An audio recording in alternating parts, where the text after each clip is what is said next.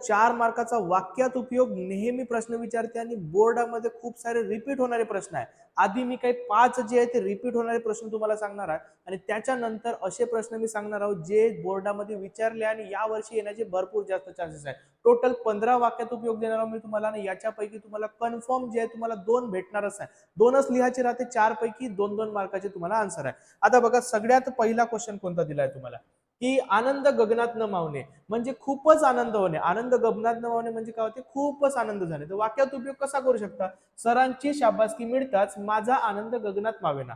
मला एवढी खुशी झाली की माझा आनंद गगनात नाही मावत होता. त्याच्यानंतर दुसरा कंठस्नान घालणे, व्हेरी इम्पॉर्टंट. हे सगळे व्हेरी इम्पॉर्टंट आहे. कंठस्नान घालणे म्हणजे काय? कंठ धरून काय आंघोळ नाही करणे. कंठस्नान घालणे म्हणजे काय होते? ठार मारणे, एकदम खतम करून टाकणे. आता शहरात घुसलेल्या आतंकवाद्यांना पोलिसांनी कंठस्नान घातले, असा तुम्ही म्हणू शकता. शहरात घुसलेल्या आतंकवाद्यांना पोलिसांनी कंठस्नान घातले. आता एक गोष्ट नेहमी लक्षात ठेवायची आहे का वाक्यात उपयोग करताना अर्थ नाही आला पाहिजे त्या वाक्यात. त्या वाक्यामध्ये हा जो आपला मेन वाला जो आहे, मेन जो आहे आपला वाक्य, म्हणजे जो वाक्यात उपयोग वाक्यप्रचार जो आहे तो आपल्याला मेन तिथं वाक्यप्रचार करताना आणायचा आहे हा वाला. ठीक आहे. कंठस्नान घालणे म्हणजे ठार मारणे. त्यानंतर पित्त खवळणे म्हणजे खूप राग येणे, खूपच राग येणे. तुम्ही आता म्हणू शकता तुम्हाला खूप राग कधी येते? मी काचेचा कप फोडल्यामुळे आईचे पित्त खवळले. आईला खूप राग आला, आईचे पित्त खवळले. त्याच्यानंतर माझा बुक माझ्या मित्राने फाडला त्याच्यामुळे माझे पित्त खवळले, असा म्हणू शकता तुम्ही. त्यानंतर नेक्स्ट आहे आपला खस्ता काढणे म्हणजे खूप कष्ट करणे, खूप कष्ट करणे. आता तुमची 10वीची पेपर आहे, तुम्ही खूप कष्ट करता. तर एक लिहू शकता, आपल्या मुलांसाठी आई वडील नेहमी खस्ता काढतात. आपल्या मुलांसाठी तुमचे आई बाबा जे नेहमी खस्ता काढतात. तुम्ही म्हणू शकता माझे पेपर असल्यामुळे आता मी खस्ता काढत आहोत. ओके. त्यानंतर नेक्स्ट आहे तगादा लावणे. तगादा लावणे म्हणजे एखाद्या गोष्टीसाठी मागे लागणे, कोणत्या तरी गोष्टीसाठी खूप जिद्द करणे.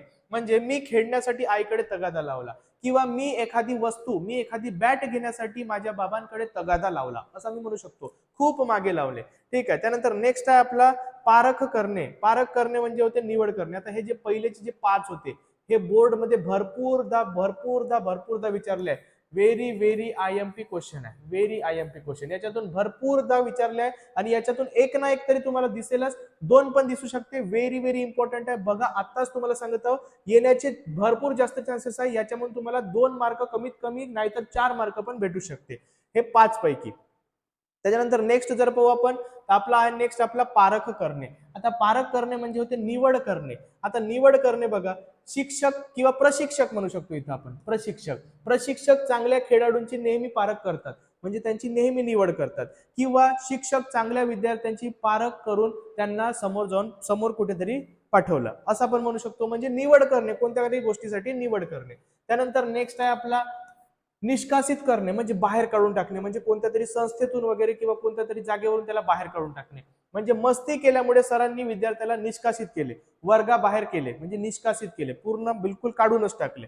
त्यानंतर दुसरा होता अचंबित होणे. नेक्स्ट अचंबित होणे म्हणजे आश्चर्यचकित होणे. आता तुम्ही हा वाला इथं नको लिहा, याच्या जागी तुम्ही दुसरा लिहा कोणता तरी. निष्कासित करणे म्हणजे पूर्णपणे काढूनच फेकणे. आता सर काय त्याला पूर्णपणे बाहेर तर काढून फेकणार नाही. निष्कासित करणे म्हणजे पूर्ण एकदम काढून फेकूनच देणे, बिलकुल त्याला घेणेच नाही.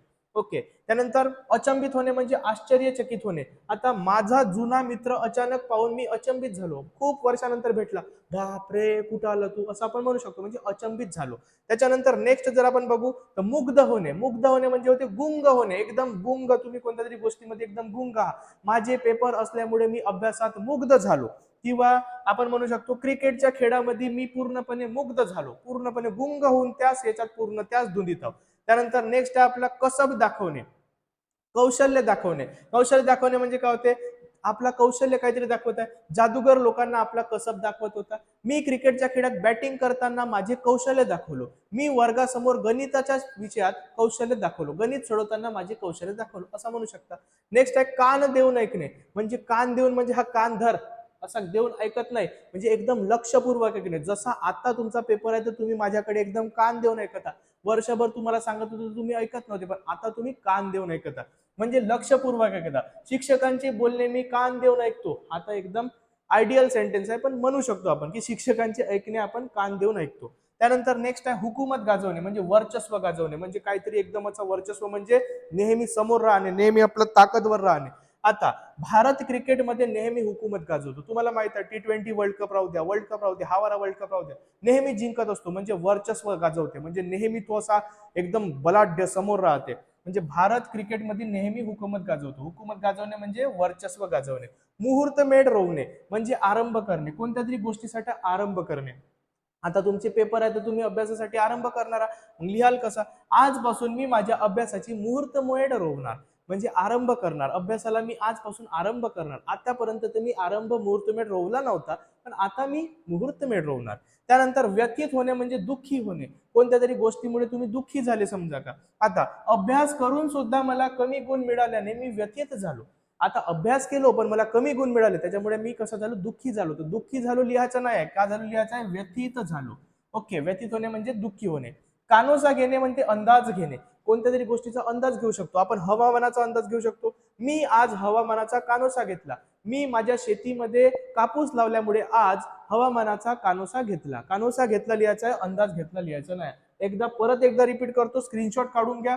कानोसा घेणे म्हणजे अंदाज घेणे, व्यतीत होणे म्हणजे दुःखी होणे, मुहूर्तमेढ रोवणे म्हणजे आरंभ करणे, त्यानंतर हुकूमत गाजवणे म्हणजे वर्चस्व गाजवणे, कान देऊन ऐकणे म्हणजे लक्षपूर्वक ऐकणे, कसब दाखवणे म्हणजे कौशल्य दाखवणे, मुग्ध होणे म्हणजे गुंग होणे, अचंबित होणे म्हणजे आश्चर्यचकित होणे, निष्कासित करणे बाहेर काढणे, पारख करणे निवड करणे. आणि हे वाले तर माहितच आहे, तगादा लावणे एखाद्या गोष्टीसाठी मागे लागणे, खस्ता काढणे खूपच कष्ट करणे, पित्त खवळणे खूप राग येणे, कंठस्थान घालणे ठार मारणे, आणि लास्ट वाला आनंद गगनात नमवणे खूपच आनंद होणे. आता हे एक्झाम मध्ये बघून तुमचा आनंद गगनात मावणार नाही आहे. हे सगळेच्या सगळे वाक्यप्रचार मधून तुम्हाला 2 दिसल्याबरोबर तुमचा आनंद गगनात मावणार नाहीये. तोपर्यंत आता माझा आनंद गगनात मावू नको द्या, त्याच्यासाठी व्हिडिओला पटकन लाईक करून टाका, सबस्क्राईब करून टाका, कमेंट नक्की करा नेक्स्ट वाला कोणता तुम्हाला व्हिडिओ पाहिजे. आणि तोपर्यंत थँक्यू सो मच.